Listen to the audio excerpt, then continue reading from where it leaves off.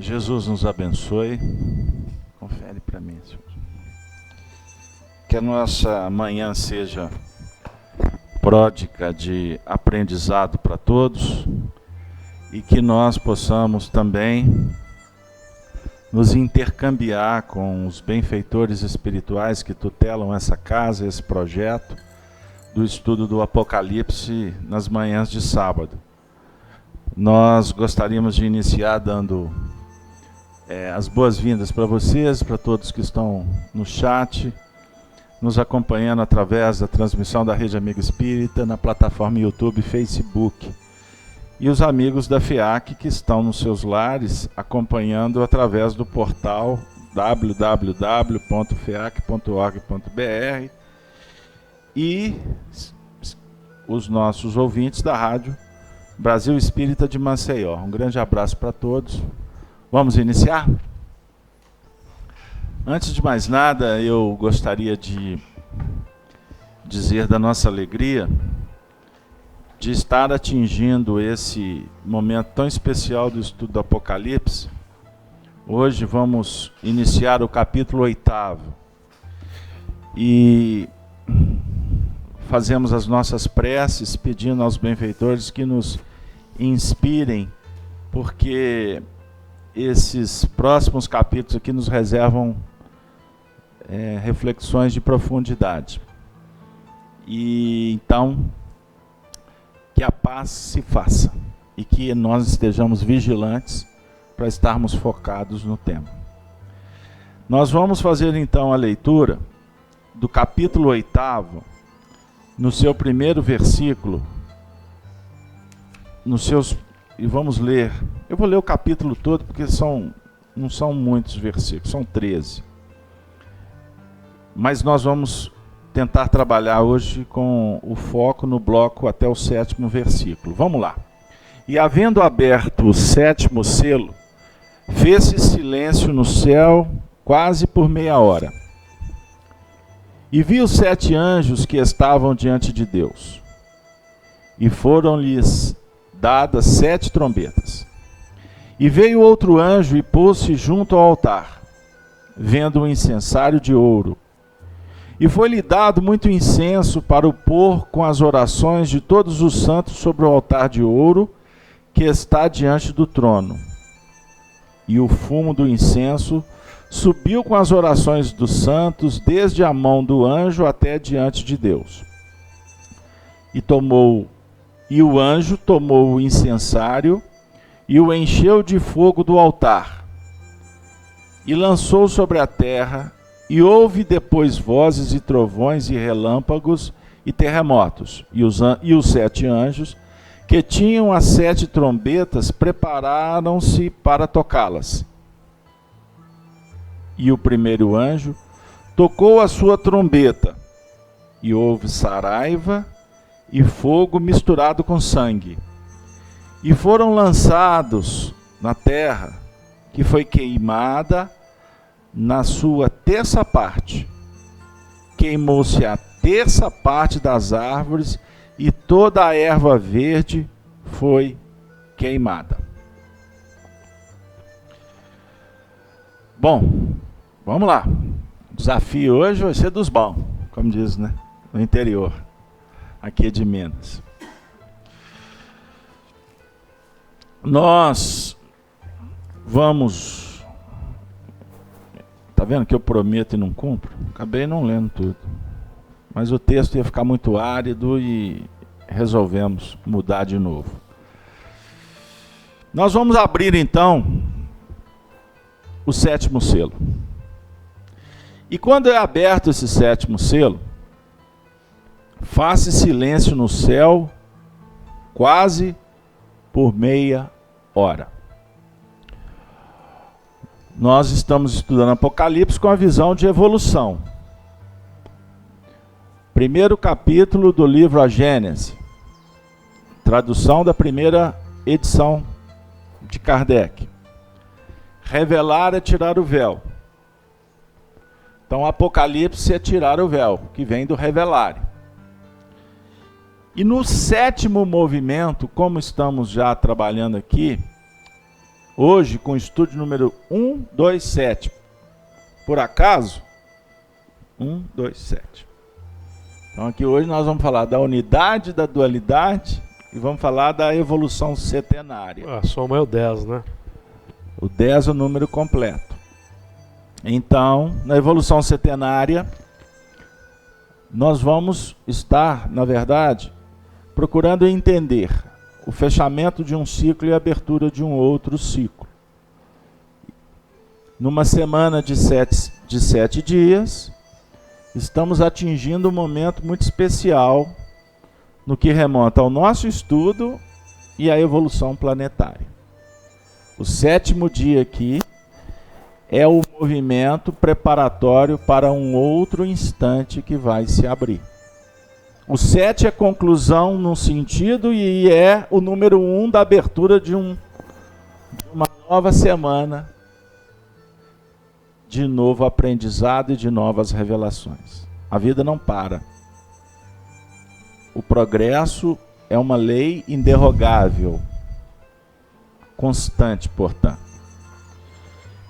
E nós aqui, nesse movimento, quem abre o selo, portanto, é a busca do indivíduo e da coletividade para se interagir com os reveladores. Embora os reveladores também venham para estimular a abertura, o movimento de cada um. É a lei de colaboração. O superior auxiliando o inferior e o inferior recebendo os benefícios para que ele se capacite, deixe a condição de inferioridade moral, intelectual. E o inferior vai operar com aqueles que estão no mesmo nível de evolução ou em faixas da retaguarda. Assim que funciona. Nós viemos para cá, aprendemos um pouco, depois vamos colocar em prática. Nós vamos colocar em prática junto com espíritos que já são professores? Não. Iremos trabalhar com outros aprendizes. Sem a pretensão que vamos ensinar ou ajudar o outro, mas está implícito isso, porque na colaboração todos temos o que dar e temos que receber. Deu aí? Isso é fundamental. Ninguém é melhor do que ninguém, no sentido evolutivo. O Pai não faz acepção. Não há privilégios no universo. Somos todos regidos por princípios de igualdade. Todos somos iguais perante Deus. Mas somos diferentes no que remonta à nossa percepção, à nossa evolução, o nosso nível de conquistas. Somos diferentes. Nesse ponto de vista. Ficou claro aí? Então, querer, por exemplo, igualdade absoluta é ter uma visão deturpada das coisas. Não funciona assim, não é? Nas nossas relações, você percebe o tempo todo que há nível de maturidade e nível de incompreensão. Aonde tem maturidade, significa que é uma abertura para se trabalhar. Ok? Então, é muito interessante porque essa abertura vai falar para nós uma sequência progressiva da abertura dos selos. Isso é isso? E o selo se abre diante da sua percepção. Ficou claro? Muito importante. Não se abre selo se você não tiver com a percepção em vias de despertamento. A percepção, ela é intelectiva, ela é racional. Diferente da sensação. Né? Eu gosto muito desse exemplo. Você toca, ou você é tocado, você vai ter uma sensação. Eu toquei o Júlio aqui, ó, ele vai ter uma sensação que eu estou tocando ele. O corpo recebe o toque, transfere para o intelecto, que vai ser acionado, e aí que surge a percepção. Então, percepção é a cognição. É o sentido que passa a ser racionalizado. Ficou claro? Então não adianta Jesus se materializar aqui se nós não estamos num nível de percebê-lo. Ele pode até se materializar se ele quiser, ele tem autoridade. Mas qual será o objetivo dessa materialização? Só para nos inebriar? Só para nos impressionar os sentidos? Aí para ficar redundante, não tem sentido. Não tem sentido. Espíritos superiores não vão chegar aqui e começar a mandar luz para todo lado e ficar todo mundo assim. Isso vai causar uma confusão. Porque é necessário que a gente vá crescendo, se graduando, para chegar num estágio de poder vê-los. Então você tem que se elevar para vê-los e eles têm que reduzir para serem vistos. Ficou claro aí? Isso é muito importante. Ou seja, não tem misticismo, não tem milagre, não tem sobrenatural. É ciência. Então o médium vem para a reunião mediúnica. Aí ele vira para o diretor, o coordenador da reunião e fala assim: estou vendo um espírito. Lá fora ele não está vendo um espírito, ele vai vir aqui. Um exemplo, tá? O médium pode ver lá fora também. Mas aqui ele está sob o regime do trabalho. Ele está numa cadência evolutiva de educação, aonde os espíritos se farão visíveis para que o médium decodifique e aquela visão se transforme num mecanismo de trabalho. Educação dos sentidos do próprio médium e atendimento às necessidades que surgem. Estou vendo, por exemplo, agora a Sheila entrando no ambiente. Você está vendo mesmo? Pode ser uma reação. O outro diz assim: e o que ela está trazendo? Aí eu posso dizer: está trazendo uma rosa. Aí a de cá fala assim: essa rosa é para nos sensibilizar. Aí o outro diz assim: e nos estimular para operar. Pegaram aí? Como que uma imagem ela pode ter representação específica que pode ser produtiva ou não. Então tem gente que vê espírito e se sente incomodado, medo, pânico. Estou vendo o espírito, meu Deus. Então a impressão que ele está tendo está sendo um convite para que ele se prepare para lidar com esta visão de uma maneira educativa no futuro. Porque ninguém vê espírito por ver espírito, por acaso. É uma mediunidade que o indivíduo tem que precisará ser cuidada. Entenderam aí? Agora o outro, o médico, o terapeuta, o médium, o coordenador lá do centro espírita, acolhe uma pessoa que está vendo espírito e que está complicada. Você vem cá, vamos tomar um passe. Não é assim. Você lembra, quinta-feira, que a senhora nos procurou lá no Sheila? Saímos, terminamos a palestra, o Júlio estava conosco, era uma equipe. Aí uma senhora chegou para mim e perguntou, não sei se você captou lá na hora: você podia me indicar um livro? Eu falei assim: perfeitamente. Qual? Eu, pelo jeito, falei assim: você quer ler o que é o Espiritismo? Quero. Mas eu preciso que você me explique, porque é o seguinte. Aí ela pegou um retrato e falou assim: minha filha suicidou, minha irmã suicidou, minha filha morreu, não sei o quê. A pessoa estava completamente atordoada. E ela precisava ali de um atendimento. Vocês imaginem você dar uma resposta abrupta, numa saída de reunião, para uma pessoa que está desesperada. Se eu for atender ela intelectualmente, eu já comecei a atender intelectualmente, por sinal. Leia o que é o Espiritismo. Eu já li. Leio o Evangelho segundo o Espiritismo, eu tenho. Leia o livro dos Espíritos, também tem. Mas eu quero um livro que me explique isso aqui. Uma resposta abrupta, precipitada, não é o livro que vai resolver a questão dela. Ela precisa de acolhimento. Ela precisa de um envolvimento. Para que a orientação possa fluir gradativamente. Não tem resposta pronta. Aí de tudo, o que foi o mais valioso? Se o senhor vem aqui? Eu disse, não, eu venho aqui de vez em quando. Ela pergunta se eu ia lá sempre. O senhor vai em algum centro? Eu falei assim, vou em vários. Mas tem um que o senhor tem. Dei o endereço da FEAC. Que dia? Quinta-feira. Aí começou a haver eficiência. Porque ela levantou o dedo e falou assim, aonde é? É o pedir e obtereis, entenderam? O mecanismo. Isso é importante, para que a gente não tenha pressa com os processos. Não é? Então, o Júlio trouxe aqui um resumo rapidinho desse versículo, quando o Honório diz assim, na sequência...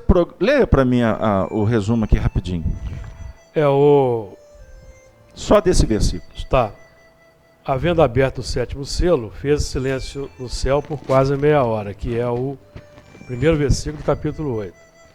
Nesse primeiro aspecto aí, havendo aberto o 7º selo, nós escolhemos do nosso irmão Honório o apontamento que na sequência progressiva dos 6 selos, proporcionando a abertura da percepção do que foi elaborado nos 6 dias da criação. Então aqui está fazendo uma referência aos 6 dias da criação do mundo. Mas hoje, esses 6 dias da criação do mundo é o processo de 7 passos da criação do mundo mental. Nós não vamos entrar em detalhes disso não. Porque é complexo. Oportunamente, no futuro, se pudermos estudar Gênesis, talvez. Mas é que existem 6 etapas de elaboração das coisas que vamos configurando na intimidade. Semeadura, germinação, crescimento, florescência, frutificação, fotossíntese, certo? Então, à medida que nós vamos avançando no processo de autoconhecimento, vamos tomando consciência do que elaboramos e do que causa a nossa felicidade ou infelicidade, que é a questão. Aí, se o que nos causa felicidade são questões complexas, vai se fazer um silêncio no céu, quase por meia hora, que é o tempo da reflexão, da reestruturação, aquela parada para pensar. Então, na sequência progressiva dos 6 selos, proporcionando a abertura da percepção do que foi elaborado nos 6 dias da criação e do que precisa ser modificado, abre-se o 7º selo da aferição, da confirmação, porque tem um momento de aferição do que nós elaboramos para novas construções futuras. Daí temos as transições, transição de mundo de prova e expiação para mundo de regeneração, que é processo interior, em que nós temos que deixar para trás as coisas que causam dor e expiação na nossa intimidade e do próximo, e elaborar as questões da regeneração, para que no mundo haja uma transformação moral. Então a transformação moral, ou a revolução moral de fora, depende da revolução moral de dentro. É de dentro para fora o processo, certo? Então não nos adianta hoje mais esperarmos a renovação exterior do mundo. Nós é que temos que propor a renovação, elaborando a nossa transformação moral. Fez silêncio no céu, é o silêncio da retenção dos ventos que causam complicações, necessário para o crescimento. Então aquele momento de dor, aquele momento de sofrimento, é o silêncio no céu interior das coisas que nos causam felicidade, mas que são equivocadas. Muita gente tem felicidade no vício. E nós vamos aprender na codificação, no Livro dos Espíritos, na questão 195, que os vícios são complicações que devemos eliminar. Então, a dor em decorrência de um vício é um instante para a reflexão, em que o médico vai dizer para o elemento assim, ó, você não pode fumar mais, ou você não pode beber mais. Então é o silêncio necessário para a reflexão e a mudança, para que o elemento possa se transformar. Damos exemplo aqui do cigarro, do álcool, porque são questões muito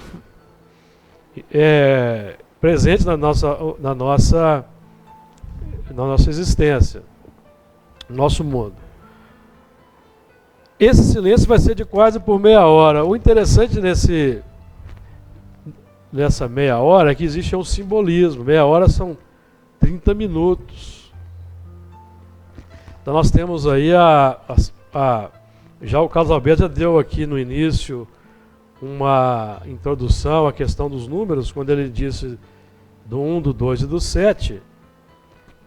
É 1 e o 2 e o 7. 1 é a unidade, 2 é a dualidade, o 7 é o campo de trabalho, em que nós vamos expressar aquela unidade que é a lei de Deus. Nós vamos desenvolver pela dualidade. O que nós estamos falando aqui? Razão e sentimento. Conjugação da razão e do sentimento, as duas asas, interiorizando a unidade. Que a unidade está resumida para nós e decodificada de forma extraordinária por Jesus em amar a Deus sobre todas as coisas, ao próximo como a si mesmo. Isso é a unidade para nós. Para nós entrarmos na questão prática do que é a unidade, não ficarmos divagando sobre unidade. Unidade na vida prática, em função das necessidades de transformação do mundo, é amar a Deus sobre todas as coisas, ao próximo como a si mesmo. Agora eu preciso formar na minha intimidade. Concordar e formar. Para formar eu vou ter que vencer as paixões. Transformação moral. Revolução moral.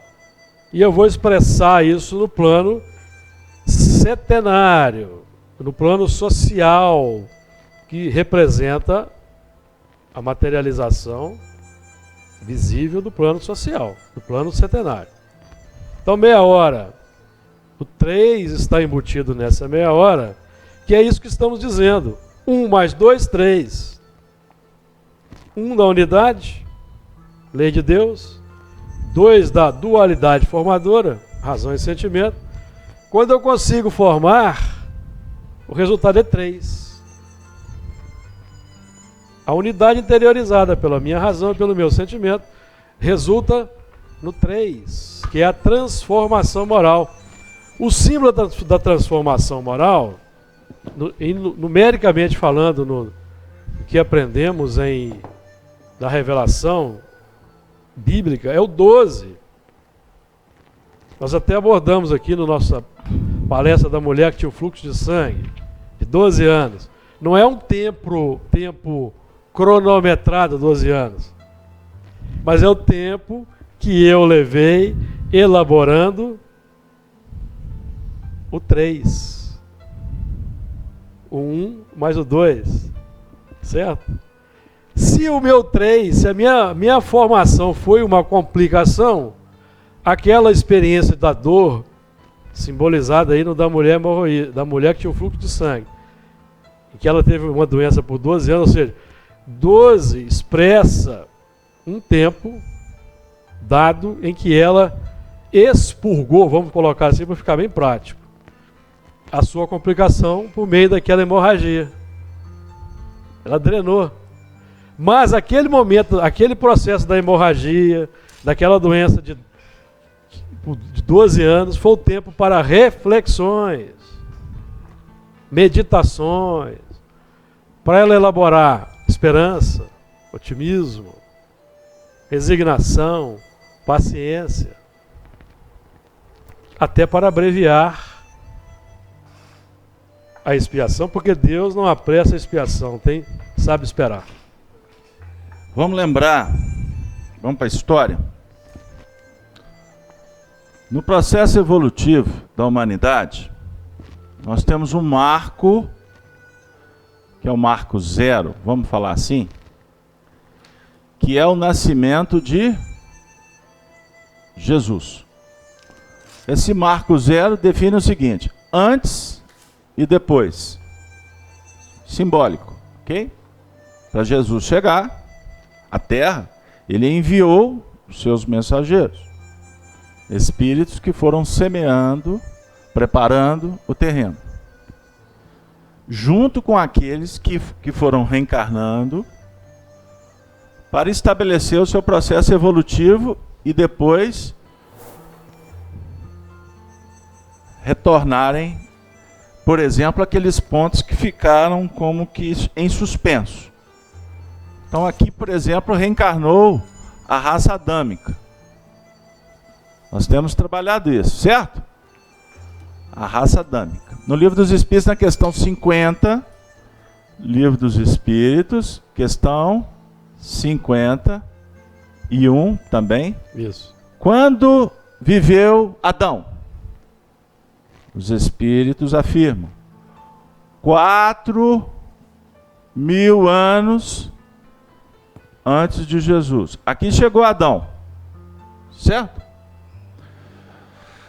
De Jesus até os nossos tempos passaram vamos pôr arredondando aqui, tá bom? 2.000 anos, certo? Nós estamos no ano 2017. Então nós temos aqui nesse processo. Oi? Eu falei o quê? É porque eu fixei aqui no 7. Está preso no 127 aí. Eu fiquei no 7 aqui do nome do estudo. Então 2018. É porque é a linha setenária, não é por causa do estudo. O 7 é a semana. Semana, a chamada aqui semana adâmica. Semana adâmica. Então nós estamos entrando agora, a partir do ano 2001, no terceiro dia. Certo? No terceiro dia, lembrando que o dia do Senhor são 1000 anos. Sim. Pedro, segunda epístola. Uhum.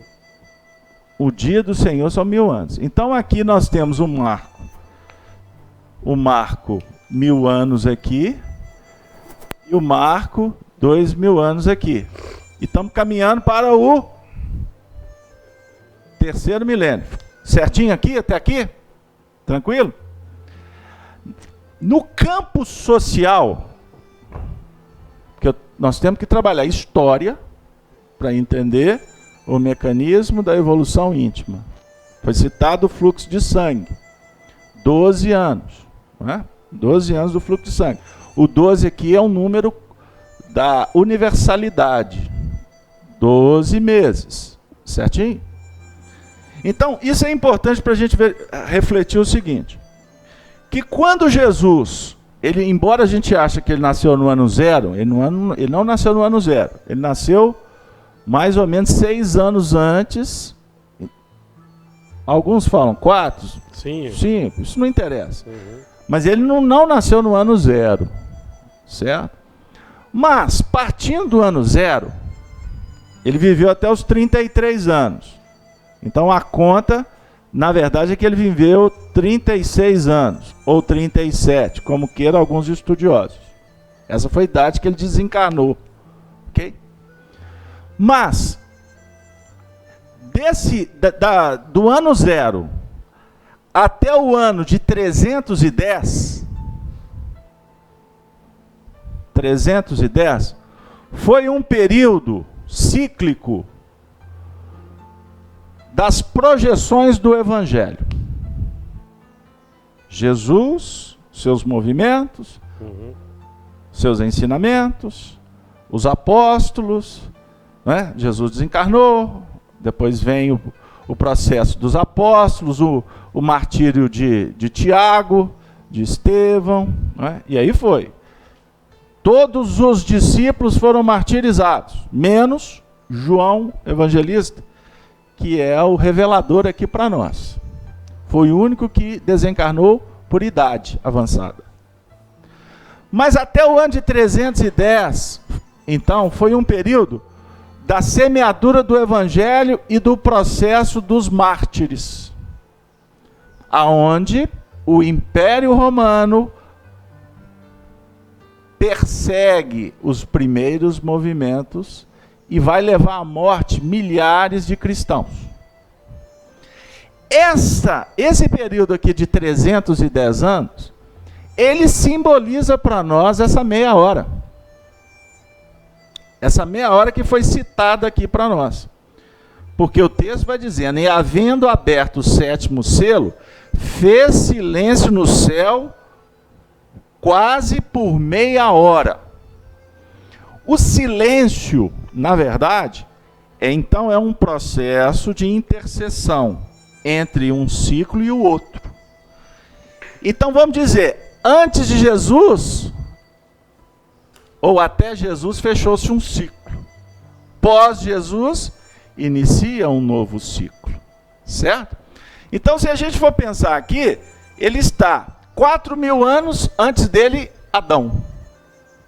E existe um projeto para frente de uma semana, sendo que já foi percorrido 2.000 anos.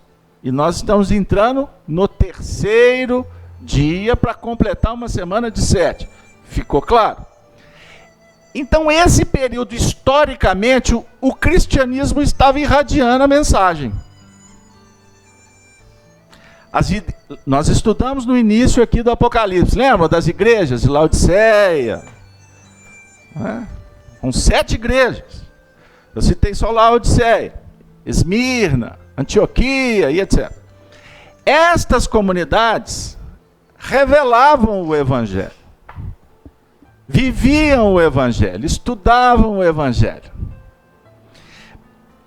Esta comunidade estava, portanto, representando uma meia hora de profunda irradiação do alto para com aqueles espíritos que a gente vai ver mais à frente, que a terra era composta aqui por 3 partes. 3 partes, que a gente vai ver isso aqui um pouco à frente. Os cristãos aqui representam, pela sua condição de luz, uma das partes. Só que os cristãos, irradiando para as outras 2 partes da humanidade, e quais são essas 2 partes, Ocedino? Uma parte eram aqueles que estavam sendo sensibilizados. Estavam vindo para o centro espírita porque a irmã desencarnou. A outra parte são aqueles que estão completamente embotados, impossibilitados, fechados para receber esse influxo que vem dos cristãos ou do evangelho. Quando eu falar evangelho, nós estamos englobando Jesus e os colaboradores, ok? Isso é muito importante. Então, os cristãos estavam irradiando a mensagem, e para esse agrupamento que estava, vamos dizer assim, sensibilizando, esse aqui completamente fechado, e esse agrupamento lá e cá, certo? A mensagem do evangelho estava assim, promovendo um toque de classe. Ou, tem uma coisa aí diferente, a vida não é só isso.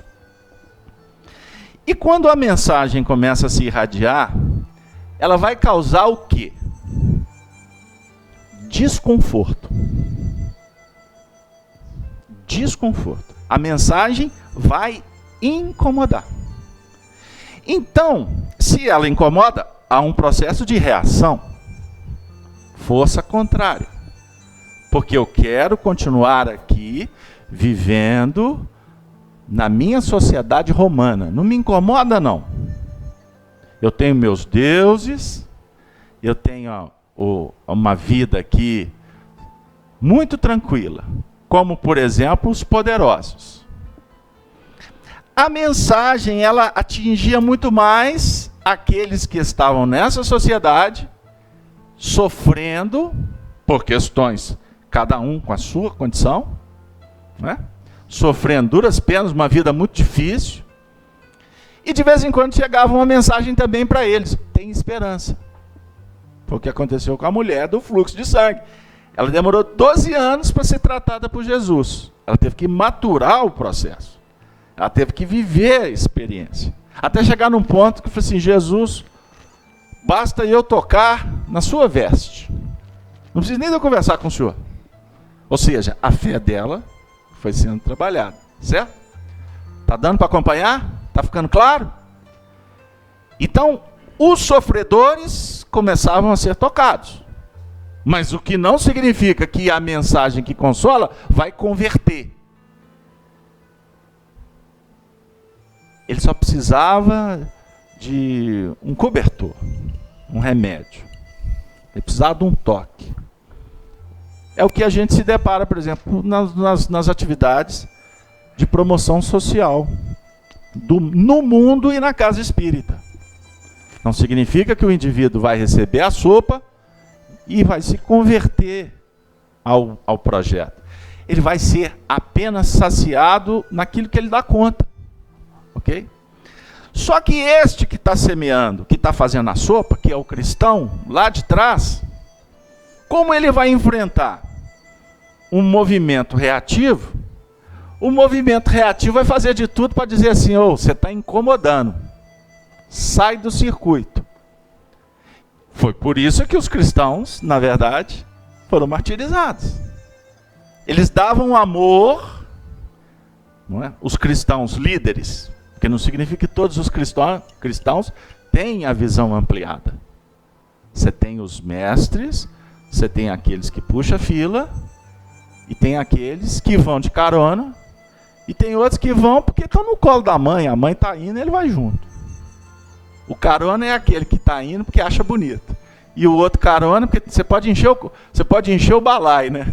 Você tem caroneiro para todo tipo. Ficou claro aí? Como o movimento reativo é um movimento que não quer esse processo, o que foi feito? Uma perseguição declarada. E aí os cristãos foram se renovando, porque matavam lá em Roma a gente falava isso, que cristão é igual praga. Quanto mais se arranca, mais brota. Isso era uma linguagem utilizada pelos pretorianos, pelos cônsules, pelos senadores, pelos imperadores, pela nobreza. Porque cristão incomodava, cristão era ralé. E eles tinham uns assuntos que incomodavam também usos e costumes. Usos e costumes. Abalava a sociedade. Isso é fundamental importância, a gente refletir. Porque tem determinados assuntos que fluem, por exemplo, no nosso estudo, que ele incomoda uns, o outro tripudia, o outro condena, e o outro se sente salvo. Eu já domino essa situação. Pegaram aí? Como é que uma reunião, é um vulcão que começa a entrar em erupção? Tem assunto aqui que toca, que a Cláudia fala assim: esse assunto eu estou bem. Mas daqui a 15 minutos surge um outro assunto e assim, me incomodou. Vocês já viram que tem hora que a gente está falando alguma coisa aqui que brota uma irritação? Podem ser corajosos. Não precisa de falar, porque eu sei que vocês são educados. Eu sei disso. Mas não tem problema nenhum vocês se sentirem irritados com o que está sendo falado aqui. Eu só dou uma dica. Não pessoaliza, não. Porque nós aqui, que somos cheios de problemas, nós só somos instrumentos. E costuma ser instrumentos que rasga. Porque se eu tiver que falar, vai ser dito.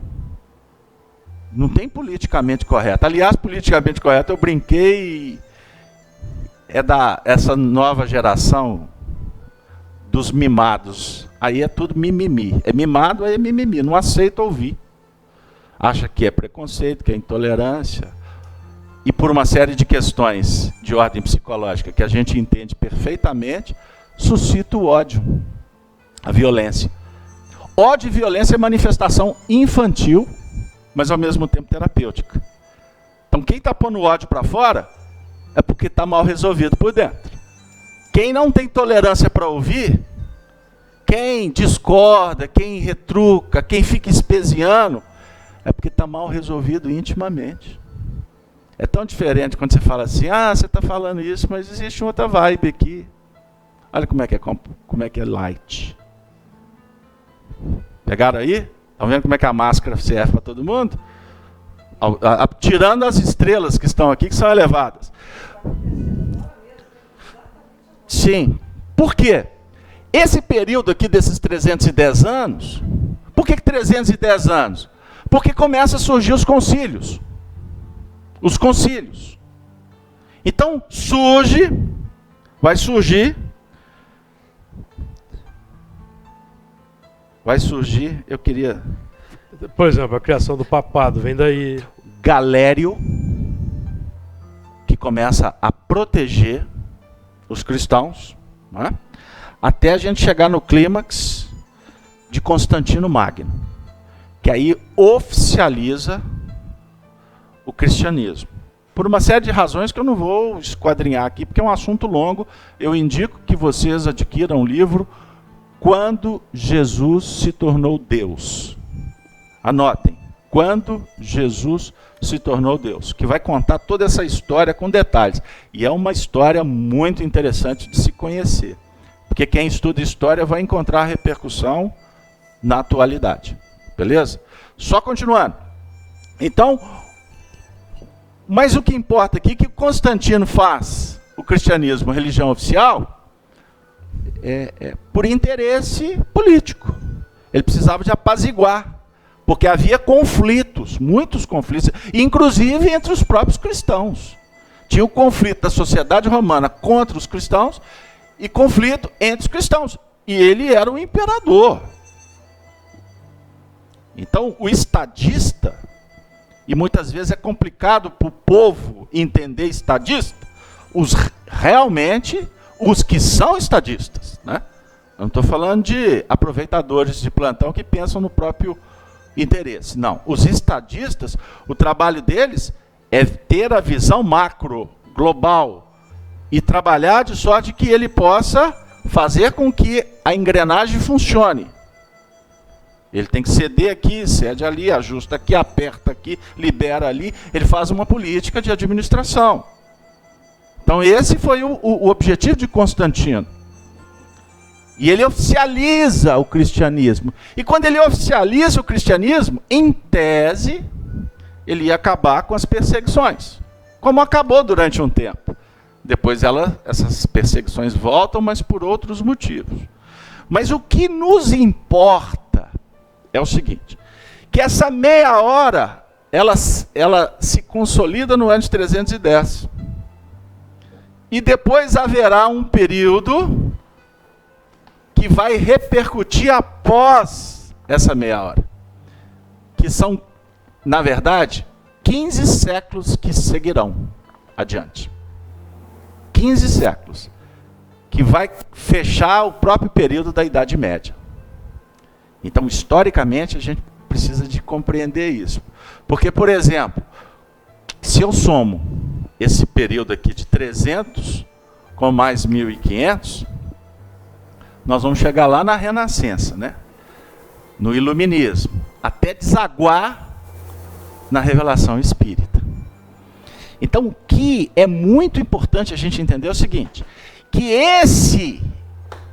essa meia hora aqui, ela foi muito especial, porque foi um período de profundas reflexões, porque esses 300 anos aqui foram suficientes para minar o Império Romano. O Império Romano foi destruído porque a mensagem do Evangelho começou a se espalhar. O Império Romano representa a organização terrena, que se exacerbou. O que é o vício? O vício, na verdade, é a paixão desgovernada. O que é a virtude? Tem muita gente que não sabe o que é virtude, não. Virtude é a ciência do desenvolvimento moral. Virtude é ciência. Olha que barato. Que decorre de uma prática experimental. Olha que interessante. Então, a mensagem de Jesus, numa visão de Allan Kardec, filosoficamente extraordinária, que está contida no livro A Gênese, a mensagem de Jesus foi uma revolução para aquele período. E eu vi um filósofo essa semana, ele num discurso falando sobre o cenário atual, ele começou a usar uma série de expressões, ele falou assim, porque nós estamos vivendo um momento de uma revolução. Aí ele diz assim, mas eu não gosto da palavra revolução, porque ela é muito, dá uma ideia de uma mudança abrupta e etc. Aí eu concordei com ele, mas depois eu fui vasculhar. Então, a revolução sobre o ponto de vista físico, da geometria, da astronomia, revolucionar, não é mudança abrupta, não. É orbitar tranquilamente em torno de um centro. É você voltar. Voltar ao ponto. Então, se a gente... Deixa eu pôr a imagem. Revolução. Volução. Evolução. Vou analisar etimologicamente a palavra aí. Então, você está aqui caminhando. Qual que é o objetivo da humanidade? Questão 1009 do Livro dos Espíritos. Não é gravitar em torno da unidade divina? Gravitar em torno da unidade. O que é a unidade divina? Kardec explica isso no item 32 do primeiro capítulo do livro A Gênese. A unidade divina é a perfeição. Quais são as três coisas para gravitar? Justiça, amor e ciência. Certo? Então, revolução, na verdade, é o seguinte. Se você está promovendo essa órbita gravitativa aqui em torno da perfeição, se num determinado momento você se desviar dessa órbita para gravitar em torno de um outro núcleo aqui, revolucionar é revolver, é retornar para o ponto da sua orbitação. Tira a culpa. Pode falar do significado etimológico de revolução? Pega lá o principal, que é o final lá. É o que você falou. É aqui, ato de dar voltas que vem do latim revolutus. Ato, repete. Dar voltas. Girar, virar, dar voltas. O re é o prefixo de novo, mais o radical volver e girar. Girar de novo. Olha que barato. Porque o nosso sentido terreno está viciado. Em revolução, pensa em Revolução Francesa ou vai lembrar de... Revolução Armada, Revolução... Vai se lembrar de John Paul Revolution? Pelo rock, pela força? Porque eles estão reagindo contra o sistema político, econômico do governo americano, promovendo a guerra do Vietnã. É um movimento considerado revolução, certo? Que, por sinal, fomentou todo um processo da década de 60. E que as repercussões atingem o momento de hoje. Momento de hoje. Isso foi disparado lá na década de 50 em diante. Só para me fazer um recorte do tempo. Porque, na verdade, é um movimento que repercute desse período aqui. Que aqui fica mais amplo. Tá difícil aí atrás ou tá dando para acompanhar? Né? Você gostou que eu falei dos Beatles, né? Eu sei. Mas então, vamos voltar. Então, os cristãos foram dizimando-se, ou dizimados, crucificado, fogueira, puf! Mas deixaram a terra salpicada de sangue. Nesse período, quando os cristãos que tinham entendido a proposta vão para o mundo espiritual, vêm outros. Só que outros que vão interpretar a mensagem com uma visão ainda materialista. Como se vamos adotar todo o sistema romano, até então vigente, até antes de Jesus, vamos dizer assim, e vamos adotar ele agora nesse novo mundo que a gente vai viver, que foi o processo da Idade Média, aonde a religião passa a exercer o catolicismo, passa a exercer o mesmo domínio. Assentado sobre as 7 colinas. Assentado sobre as 7 colinas. A gente vai ver isso aqui até com mais detalhes à frente.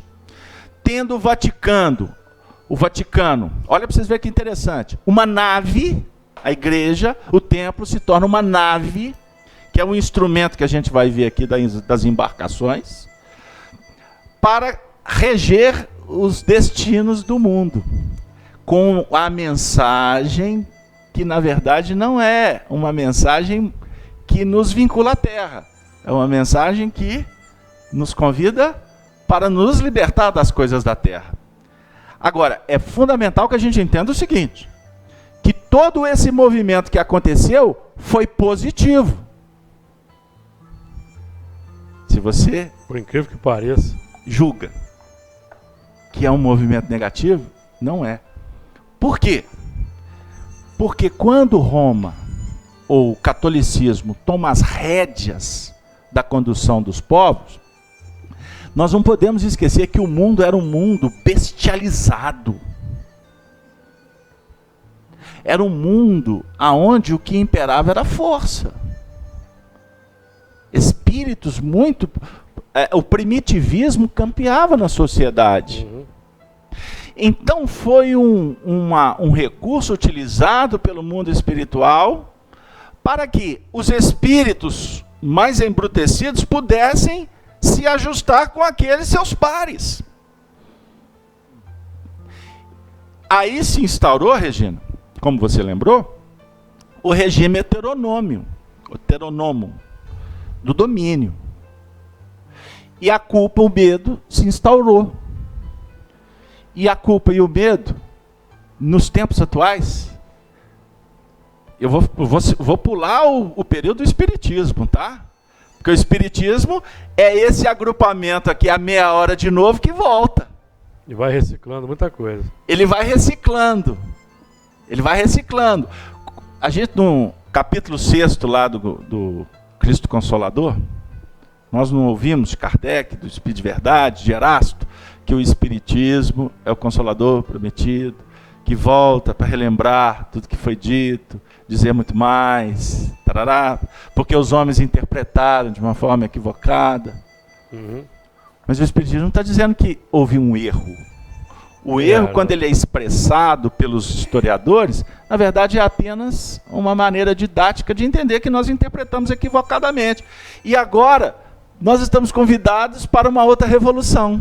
Ou a mesma revolução, porém, como se ela aconteceu naquele período, ela volta no disco do tempo, fomentada agora pela clareza filosófica, científica que o Espiritismo representa. Então, o que o Espiritismo traduz para nós nesse período dessa nova meia hora? O Espiritismo, ele está espalhando as ideias cristãs mais elaboradas para fazer o que o cristianismo fez com o Império Romano. Com o Império Romano. O Império Romano, na história, caiu no século IV, século V, com a invasão dos bárbaros. Está lembrado disso na história? Destruíram os muros, acabou com o Império Romano. Está acontecendo isso de novo. A igreja dominou por 1500 anos.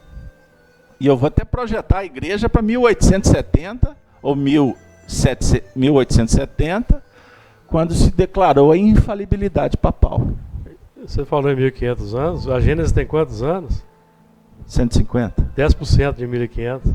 10%. Teve uma reciclagem aí. Vocês estão entendendo? Então, o que o Espiritismo está fazendo, seu Cedino? Ele está espalhando a vida futura, a reencarnação. O Espiritismo está falando do mundo espiritual, da mediunidade. O Espiritismo está dizendo para nós que existe um futuro que nos aguarda. E que tudo que está acontecendo aqui é um processo de seleção importante. favorável para a evolução.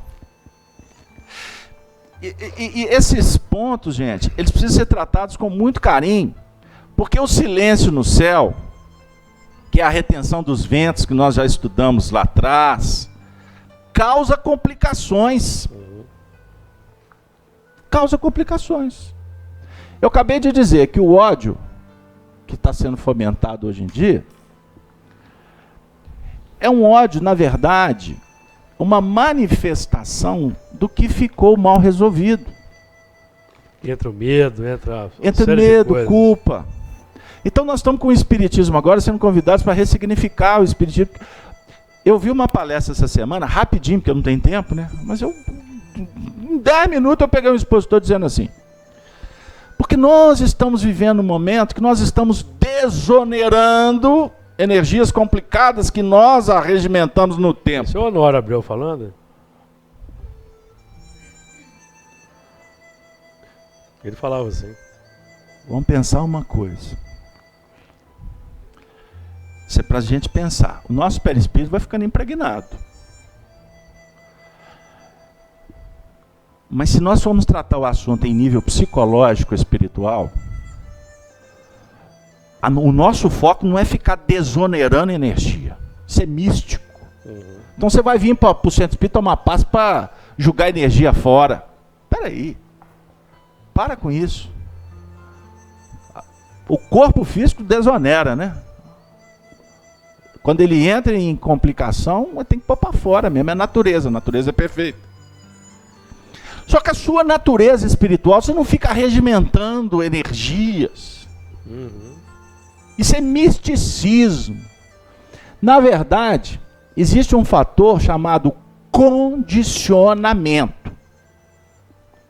O período que nós estamos vivendo agora é um período que nós estamos sendo convidados a nos descongestionar. Descondicionar. Porque nós estamos congestionados de pensamentos desalinhados e nós estamos sendo convidados para realinhar os pensamentos. Nós estamos chamados para estudar. Você está vindo aqui todo sábado de manhã. Eu pergunto, vocês não me respondem. Se vocês estão voltando é porque está bom. Ninguém está vindo aqui por educação, porque acha o Júlio não, que não acha a Denise, né, essa beldade. Me inclui fora dela. Eu já ia chamar ele de um menino bonitinho, mas eu prefiro chamar a Denise.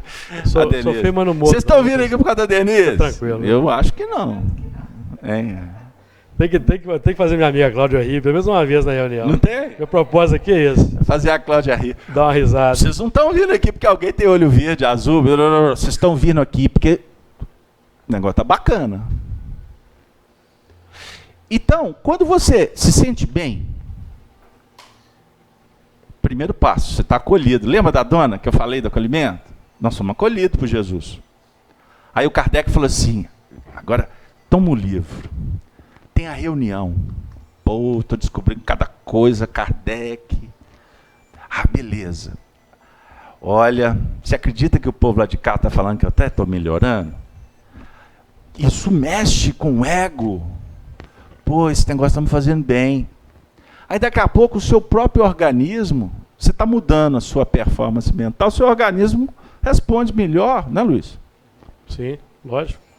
A terapeuta me falou assim, ó, eu preciso que você tenha fé para você melhorar. Eu olhei para ela, eu quase falei assim para ela. Como é que é, Denise? Coraçãozinho, né? Eu fiz assim, quase falei, é assim que os meninos falam? Sim, ó. Faz assim, ó. Não, aqui, ó. Tem um movimento. Não, é porque eu não dou conta, porque o dedo tá. Ela tá cuidando do dedo. Tá com artrite. Aí eu falei assim, tem que ter fé. Eu falei assim, menino. Ela falou assim, nossa, porque a mente é tudo. Eu falei assim, é de vera? É. Eu falei assim, essa é das minhas. É o poder da vontade. Mas você está estudando. Ela não sabe isso cientificamente, ela não estuda isso como nós estamos estudando. Então significa que você está entrando numa linha de uma... Você está voltando para o eixo, já que o Júlio falou aqui de uma forma inspirada, que o revolucionar é revolver, é voltar para a linha gravitativa que vai te trazer coisas boas. Fala, Luiz, que você está ansioso.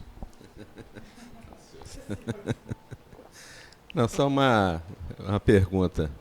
É que você falou que na história do cristianismo, né, que os que voltaram acabaram trazendo a materialidade do Império Romano, né, para aquele movimento cristão que estava se projetando, né? Isso acabou sendo configurado até um pouco pela própria materialidade da Igreja Católica. Aí eu quero te perguntar o seguinte, aí vem o Espiritismo. Aí não existiria esse risco também de acontecer, ou seja, de trazermos a materialidade da Igreja Católica para o movimento espírita, para o Espiritismo? Vamos raciocinar junto? Já que tudo é ciclo, né? Cíclico, não, sem dúvida, sem dúvida. Inclusive, hoje uma pessoa me mandou um WhatsApp sobre questão política, e é um espírita consciente. Aí eu disse assim, pô, que bênção ser espírita, né? Porque nós estamos entendendo com muita tranquilidade tudo que está acontecendo. Muita tranquilidade.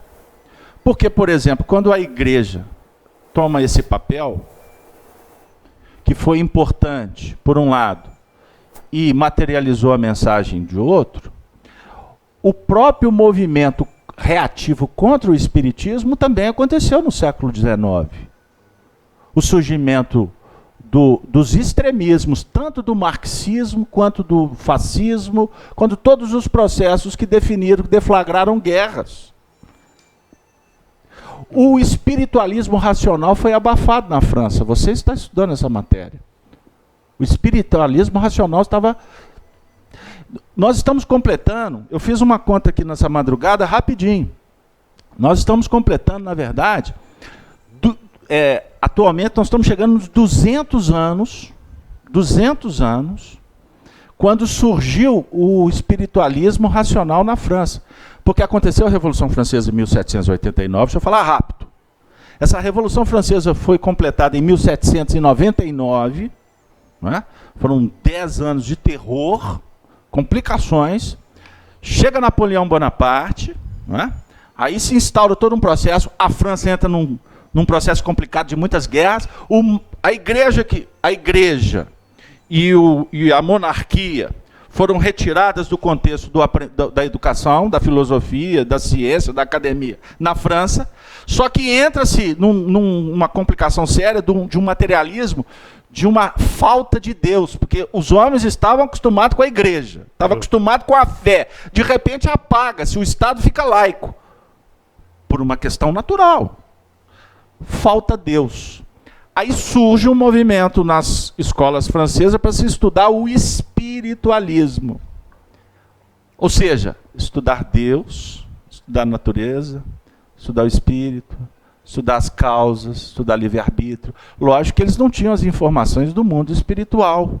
Mas, ou seja, todo aquele processo foi fomentando para que algumas décadas depois chegasse o espiritismo. O espiritismo, ele não veio pronto com Kardec, é isso que a gente precisa de entender. O espiritismo foi uma consequência de um processo que iniciou quando a Idade Média acaba, esses 1500 anos. Ficou claro, gente?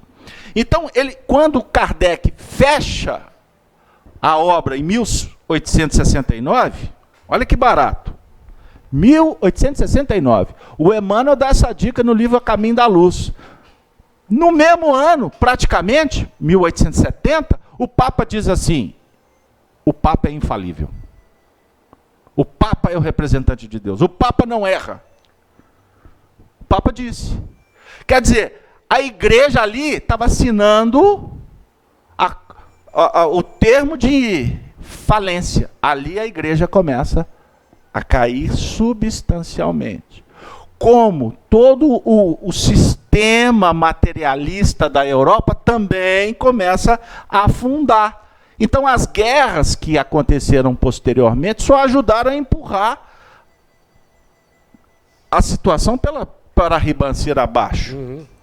O mundo, gente, ele foi reconstruído após a Segunda Guerra Mundial. E isso aconteceu em 1945 e diante.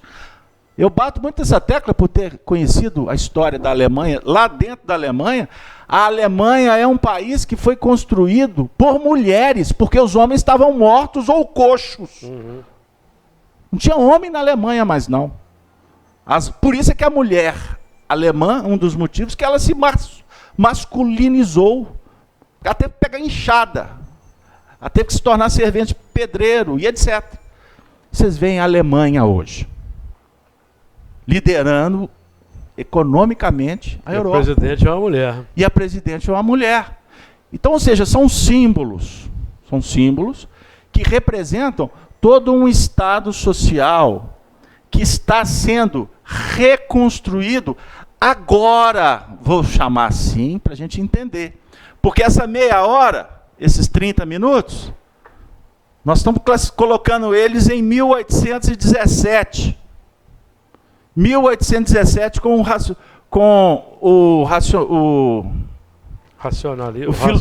a filosofia racional, o racional, enfim. Espiritualismo racional. Espiritualismo racional, obrigado. 1817. Nós estamos em qual ano? 2018. Passando um ano de 2017. Eu quero 17. 200 anos. 200 anos, 2017. Eu quero dizer, porque esse é número redondo, entendam 2017. bem. Eu estou falando de 200 anos, isso que me importa. E 2017 é soma da 10. Então nós estamos, no momento, o que está acontecendo na sociedade? Roberto. O resultado, entendam bem, deixa eu só completar. Não, eu sei.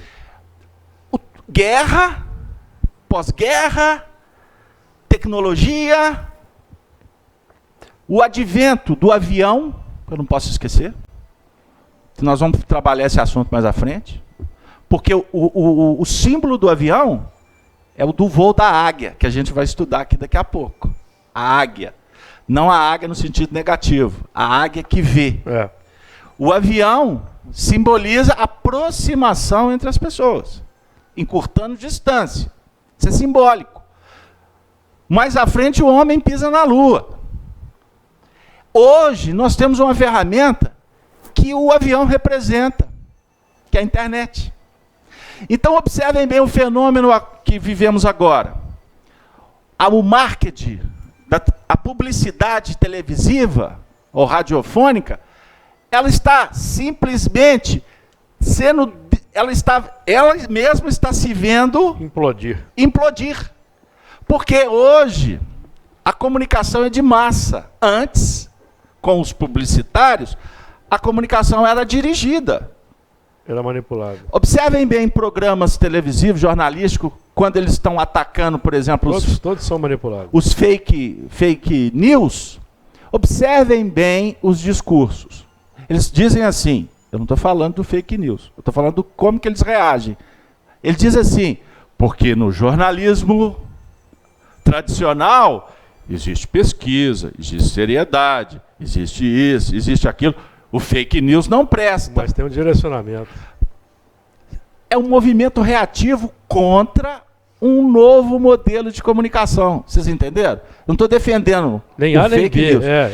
Eu só estou analisando o fenômeno de uma forma filosófica, geral. Lógico. Então, a publicidade, o domínio, está se esfacelando. Pulverizado.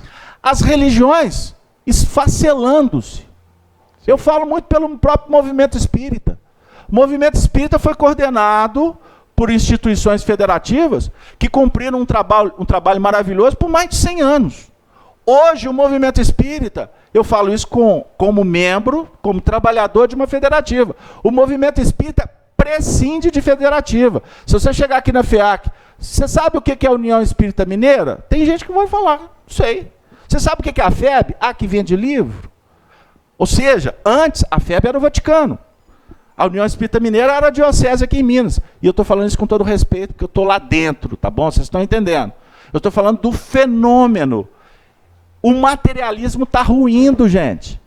Então, quando lá atrás se idealizou, criou-se uma série de propostas filosóficas, hoje, os próprios democratas, porque o que se estabeleceu no mundo é a democracia, os filósofos da democracia, eles têm dúvida com relação à democracia, porque está tudo sendo revisto no mundo.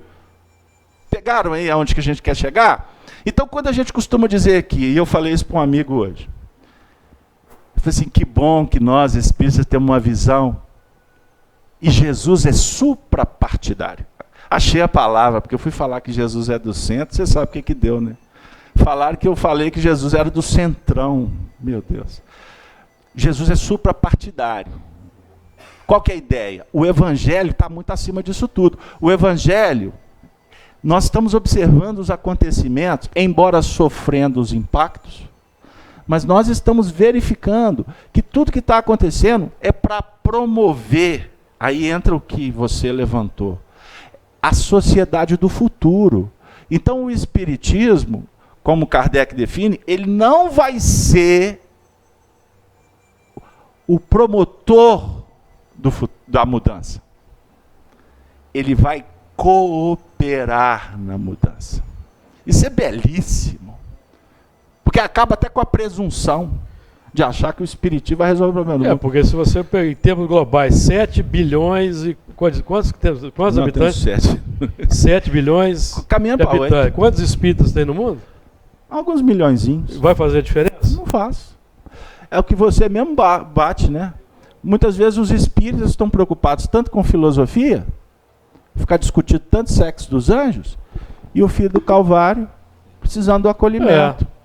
E aí você estava comigo lá, nessa mesma oportunidade que um indivíduo nos abordou no final da palestra. Sim, aquele rapaz evangélico. O rapaz evangélico. Ele virou para nós, olha só o que ele disse. Porque eu falei, Jesus caminha sobre as águas.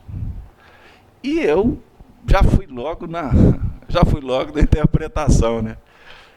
Aí eu não passei pela explicação doutrinária que Kardec explora para nós no livro A Gênesis, que Jesus caminhou por cima das águas, porque ele anulou o efeito da gravidade, o fluido cósmico. Pô, fui direto na parte moral. É que é o que importa. Aí ele nos procurou e falou assim, aqui, gostei muito, você falou de uma forma muito figurada, pô, tem sentido, mas eu queria que você, tem jeito de você me explicar o que a doutrina fala, porque eu tenho dúvida se Jesus andou por cima das águas, porque eu sou evangélico, estudei isso a minha vida toda e eu sempre tive essa dúvida.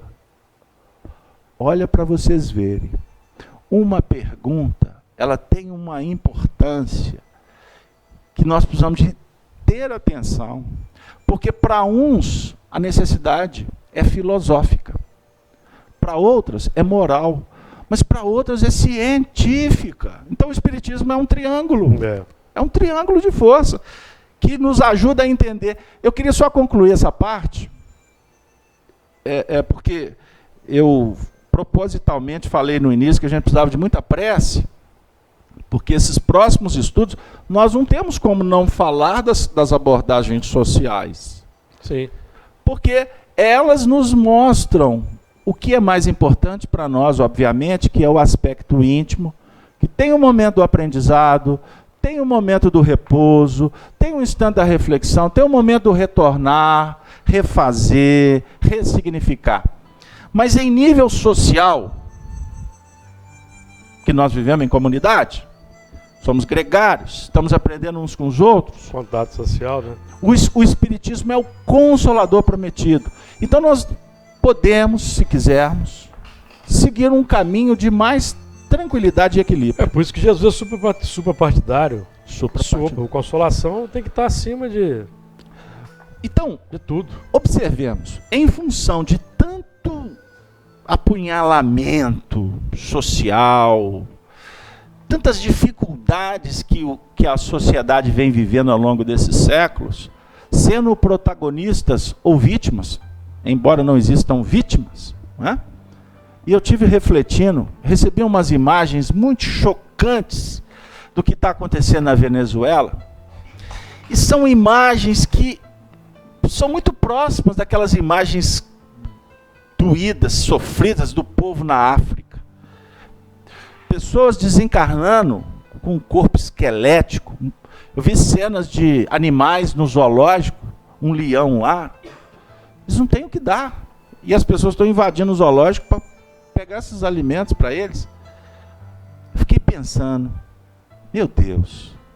Triste, né? Como que é complexo. Então, essas pessoas que estão passando por esse processo lá na Venezuela, é óbvio que elas têm, naquele contexto, um nível de aprendizado. O escândalo é necessário. Mas ai de quem os fomenta. Enquanto líderes estão parrudos, não é? Participando de banquetes, e isso é no mundo inteiro, tá bom, gente? Mas isso é geral. As pessoas desesperadas, sem o que comer. Então, antes de entrar nas questões partidárias, defendendo este ou aquele, vamos prestar atenção no contexto global. Uma visão que nos possibilita ver o futuro. Obviamente, um futuro a curto prazo. Não dá para viajar demais na maionese. Mas nós estamos vendo o efeito de todos os acontecimentos que vão revolucionando o mundo. Ou seja, vai reposicionando o indivíduo e a coletividade para orbitar em torno do equilíbrio. Então, hoje, o extremista de cá, amanhã ele pode ser o extremista do lado de lá. Isso é muito comum em política. O cara que é o adversário hoje, amanhã ele é vice do outro. Nas últimas eleições aí para presidente, a gente sabe muito bem que os candidatos ao cargo máximo se atracavam diante das câmaras e terminava. Eles iam banquetear juntos. É igual jogador de futebol, né? A torcida de Atlético Cruzeiro se mata e termina o jogo, os jogadores vão para o mesmo churrasco. Vão para o churrasco. Então, a grande maioria das pessoas só enxergam a ponta do iceberg. Não percebem que há manipulações muito artilosas por trás. Aí o indivíduo sai com a bandeira do social, que não sei o quê, e fala que está tudo certo, e a gente não sabe exatamente quais são os objetivos dessas lideranças. Portanto, antes de fazer julgamento, põe o pé no chão, respira fundo. Primeiro saiba o seguinte, que segunda-feira, não estava no script, segunda-feira, quantos milhões de brasileiros que tem que vota? 150, né? Sei lá, pô. Um caminhão. Um percentual muito grande desses 150 milhões, na segunda-feira, vão ter um desafio. Pedir perdão. Pedir perdão. Sabe por quê? Porque segunda-feira, domingo, acaba a eleição. Segunda-feira você vai ter que voltar a conviver com aquele que você brigou com ele, lá da sua família. E brigaram, sabe por quê? Por causa de idealismo. E tudo vai continuar seguindo a marcha do progresso. Ou seja, gastamos tempo, perdemos amigos, simplesmente por conta de pontos de vista, porque a grande maioria não tem maturidade para debater. A política correta, lá dos princípios gregos, era debater para se chegar a um objetivo comum.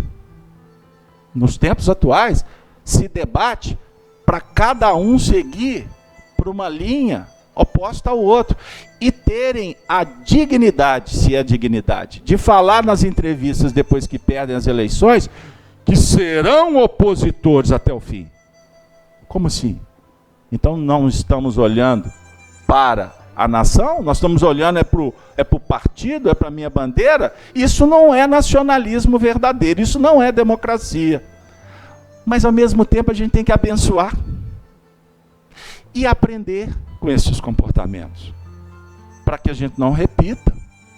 Porque nós estamos caminhando, seu Cedino, para um mundo melhor, para um mundo de igualdade, para um mundo de liberdade, para um mundo de fraternidade. E esse movimento atual de intolerância, eu repito, é porque as pessoas precisam de terapias. E as terapias estão acontecendo no ramerrão do dia a dia.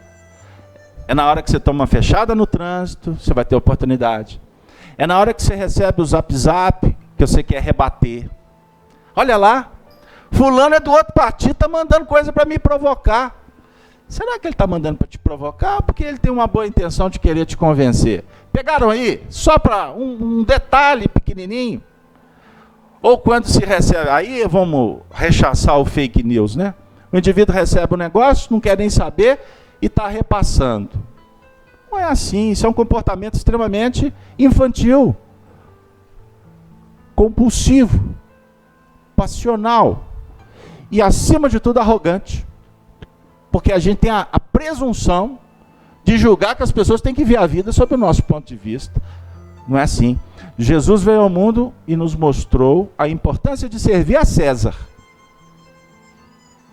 Ele não falou de rebeldia, falou? Respeito às leis, né, às instituições, aos... Só um pouquinho, pode. Só um pouquinho. Jesus falou que nós devemos desrespeitar os fariseus. Ele respeitou os fariseus. Ele conversou com eles na linguagem que eles precisavam. E nós somos os fariseus. Grande parte nossa somos os fariseus da atualidade. Da academia, do intelectualismo, da presunção de que sabemos mais. É a postura do fariseu.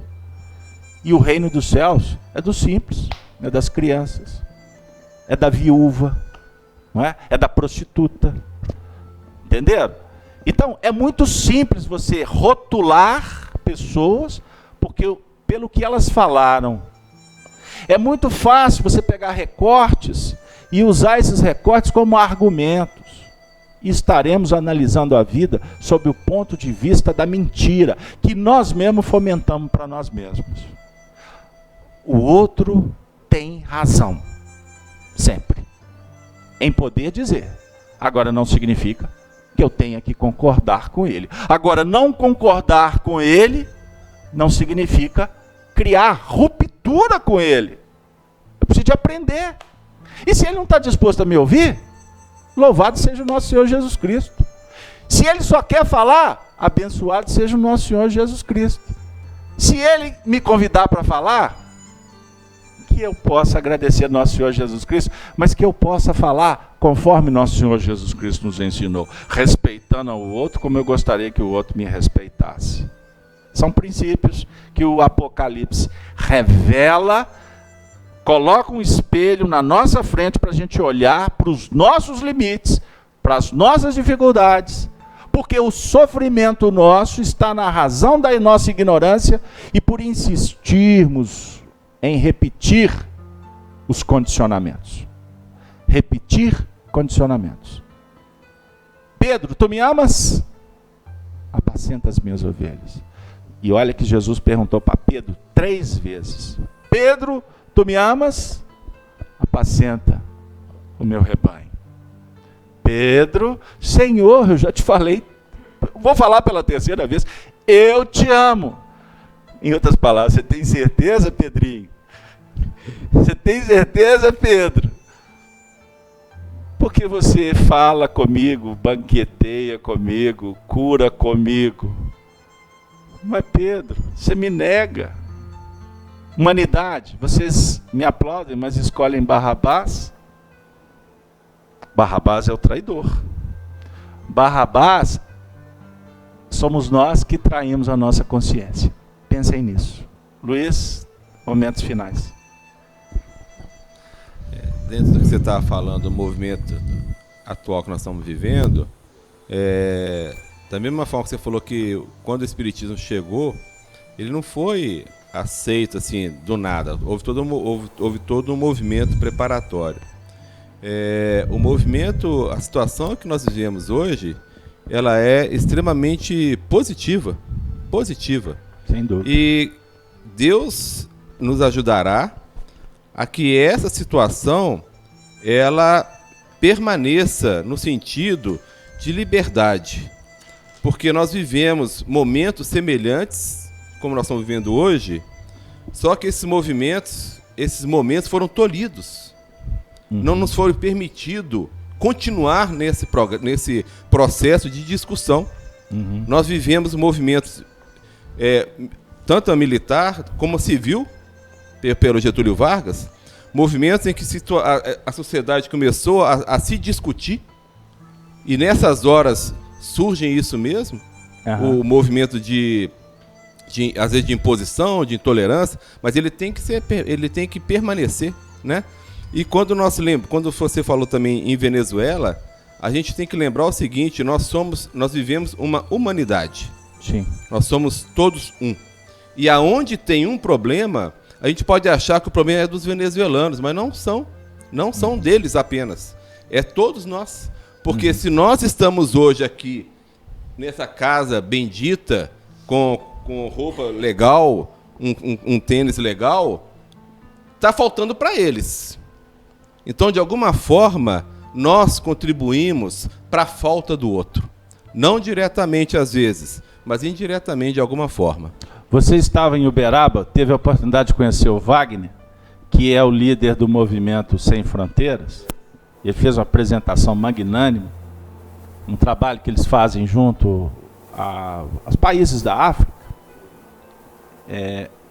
E eu fiquei surpreso, né? Ele falando que hoje, com R$50, porque eles têm uma sociedade de cotas lá, então as pessoas abraçam as cotas, cada um ajuda quem pode, os sócios, enfim. Que com R$50 você cuida de uma família durante um mês. Se alimenta essa família por um mês na África. E o trabalho deles é de fomentar isso. Então, aproveitando o que você está dizendo, porque eu citei a Venezuela apenas a título de uma imagem que chegou para mim ontem, porque na verdade a Venezuela está nos guetos lá daqui de Belo Horizonte, do Rio de Janeiro, enfim. Na verdade, o Brasil tem o brasileiro como...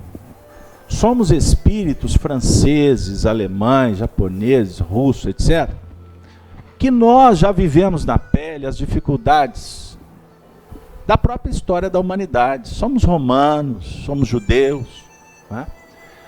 E nós estamos aqui vivendo um momento que eu acho extraordinário, porque além de reprimidos, não é? O povo reprimido, isso é na Europa inteira também. Mas existe um fator que a tolerância se tornou zero,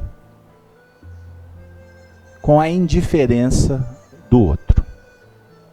E a indiferença do outro é que fomenta, por exemplo, a corrupção, a violência. Tudo isso é em função da indiferença. É do movimento egóico.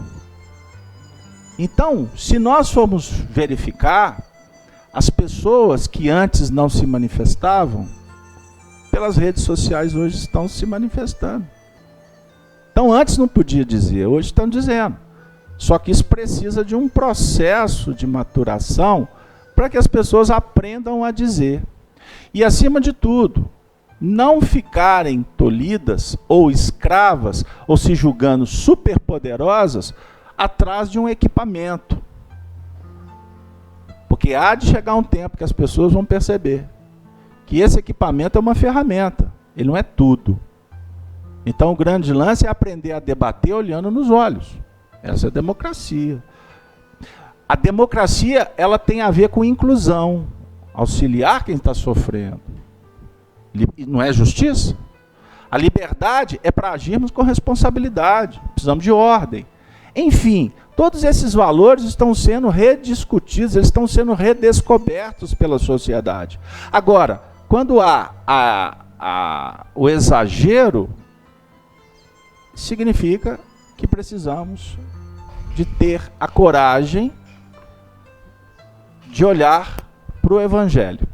Porque sem Evangelho não há limites. Porque a gente pode driblar até a justiça com um bom advogado. Mas com o Evangelho você não dribla. O Evangelho é consciência, o Evangelho é iluminação. Se numa relação, se você não iluminar essa relação, ela vai se deteriorar um dia. E iluminação com o Evangelho é amor. Eu não estou falando aqui de raças de razão. Eu não estou falando do Evangelho intelectualizado. Eu estou falando do Evangelho das relações. E o Evangelho da relação traz alegria, traz tristeza. Relação traz medo, traz insegurança? Traz. Traz culpa? Traz, porque somos ainda infantis. Mas uma coisa a gente não pode abrir mão: ser corajoso. Até para você ter uma relação, você tem que ser corajoso. Para você vencer a você mesmo, você tem que ser corajoso. Coragem para vencer os limites. E não coragem para sair fazendo, tripudiando no espaço dos outros. Entenderam o que eu estou falando?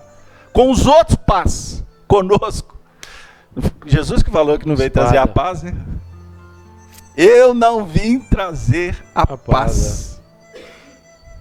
Isso é em nível íntimo, viu, gente? Deixa eu frisar, pôr em fonte 70, negrito, sublinhado, para não falar que Jesus está nos estimulando a usar a espada com os outros.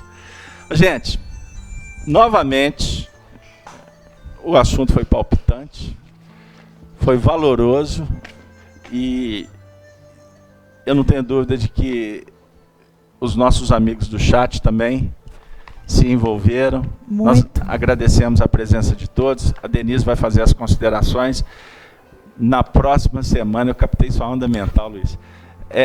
Na hora que você fez assim, sexta-feira, semana que vem é feriado, e nos obriga a não termos reunião no próximo sábado. Tá? Então, vocês todos estão sendo premiados pelo Júlio, não é, que é um bondoso, ele é o misericordioso, o Luiz, fomentador do debate para as férias coletivas. Então todos podem viajar, descansar, ficar em casa, ir para a piscina, fazer o que vocês quiserem. Estudar o Apocalipse em casa. Será que alguém vai? Boa essa, hein? Boa pergunta. Será que alguém vai ficar lá 8h30? Tem que fazer a pressa, agora está na hora do Apocalipse, não tem lá, mas eu vou fazer o estudo do Apocalipse com os espíritos. Fazer sozinho. Aí é com cada um. Pois é, isso aí. Gente, nós vamos encerrando então amanhã. Eu desejo a todos um bom final de semana, não é? Uma boa semana e nós retornamos daqui a 15 dias. E eu gostaria de encerrar dando um recado. Ou você ia dar? Não ia não? No dia 24 de novembro, sábado, nós não teremos o Apocalipse. 24 de novembro, vai dar num sábado, daqui a um mês. Não teremos o Apocalipse, mas teremos um seminário que vocês todos estão convidados, às 14h30. Eu vou mandar, a Denise depois vai repassar o convite. Nós vamos fazer um seminário, a teoria moral espírita consolando corações. 14h30, comemorando os 150 anos do livro A Gênese e os 10 anos da FEAC. Vocês estão convidados, convidem seus amigos. Nós vamos passar uma tarde aqui, de 14h30 a 17h30. Repetindo, seminário, teoria moral espírita consolando corações. Aqui mesmo, 14h30, com transmissão ao vivo pela rede Amigo Espírita. Muito obrigado. Eu gostaria de pedir que a Vânia fizesse a prece, Vaninha. A Vânia, com essa voz adocicada, poética, vai fazer a prece por nós, e a Vânia representando o chat, porque a Vânia é colaboradora assídua do nosso chat. Vamos lá, Vaninha. Senhor,